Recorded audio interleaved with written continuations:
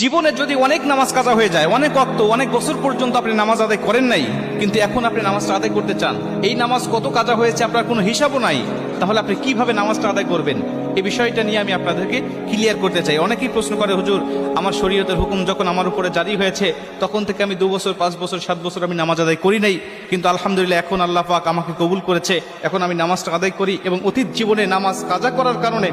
আমার ভিতরে অনুশোচনা আসছে, হুজুর নামাজগুলো আমি আদায় করতে চাই, কেমনে করে নামাজ আদায় করব? শুধু তওবা করলেই হয়ে যাবে নাকি আমাকে সেই নামাজগুলোকে হিসাব করে করে আমাকে পড়তে হবে? অনেকেই বলে, হুজুর হিসাব করা তো সম্ভব নয়, তাহলে কিভাবে নামাজটা আদায় করব? কারণ অল্প যদি ওয়াক্ত নামাজ কাজা হয়,